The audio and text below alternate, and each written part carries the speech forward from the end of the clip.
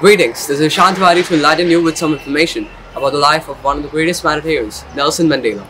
Nelson Rolihlahla Mandela was the first South African president elected under the new constitution. He belonged to a royal family, pursued law and became a lawyer.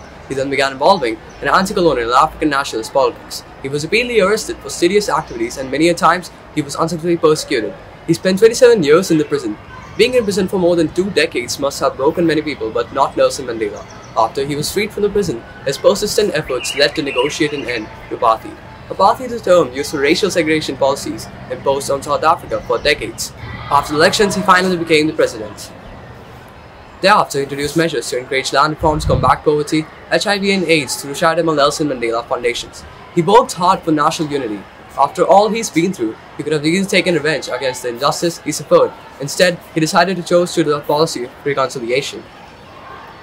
He received more than 250 honors, which includes the Nobel Peace Prize. Mandela once said, "What matters in life is not the mere fact that we lived. It is what difference we made on the lives of others." We all have a purpose in life. It is our responsibility to find a path and make the world a better place for all. Thank you and have a brilliant day ahead.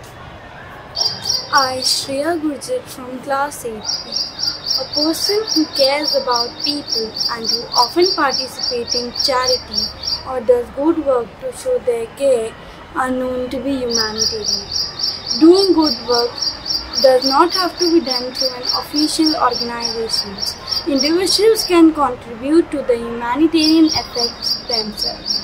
You can do humanitarian acts by doing certain things like: first, volunteer with school or after school program to help struggling students to better learn their subject. Second, donate money to a larger organization that helps people who are facing difficult situations. Third, take food, clothes and other appliances to people whose lives are impacted by devastating injuries or illness. Fourth, provide aid and assistance to those who have lost their homes due to natural disaster. Fifth, help take care of sick or aged family members or friends.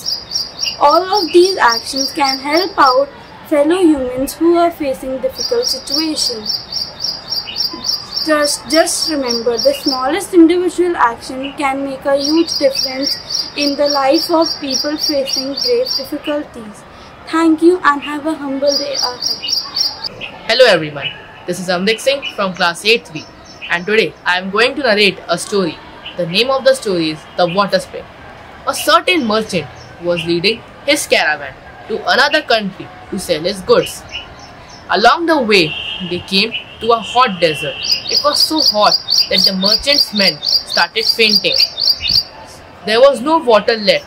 Some men started crying out of desperation. The merchant thought, I must not give up. If I give up, my men will surely give up. I must be positive. Soon he noticed a tuft of grass. He thought, a grass cannot grow without water. He got overjoyed and called his men to dig there. They dug and hit a stone, but there was no water. The merchant replied, we must not give up. Keep digging. He put his ear on the stone and heard the sound of water. He hit the rock with a hammer and the rock splits into two and water gushed out from under it. The merchant and his men were happy now. Their hard work had paid off.